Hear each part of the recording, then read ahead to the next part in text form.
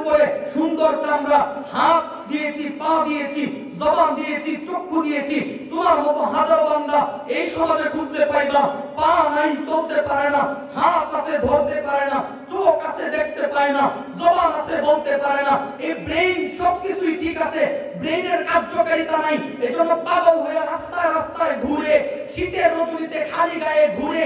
বান্দা, এই সব কিছু থেকে না তোমাকে পবিত্র বানিয়েছিলাম, তোমাকে না পূর্ণতা দিয়েছিলাম।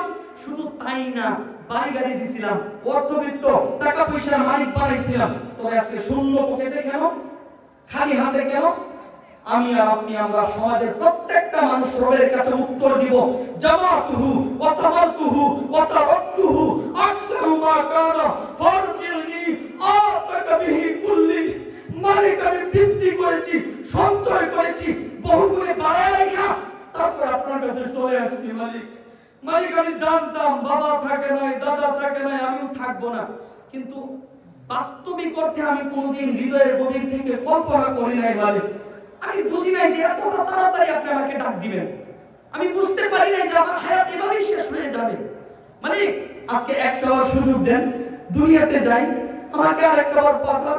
আমি আপনার কুদরতি পায়ে সেজদা দিব, আমি আপনার নামে দান সদকা করব, কবরস্থানে আমার জমি বিঘা বিঘা সম্পত্তি ওয়াকফ করে দিব, মসজিদ মাদ্রাসায় দিয়ে দিব।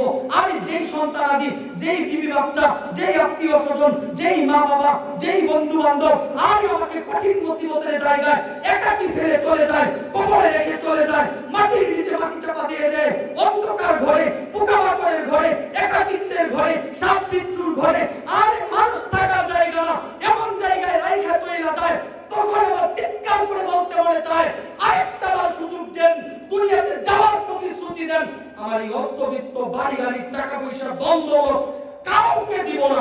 কিসের সন্তানাদি, কিসের বিবি বাচ্চা, কিসের আত্মীয় স্বজন, সব কিছুকে আলাদা করে আমি শুধুই আপনার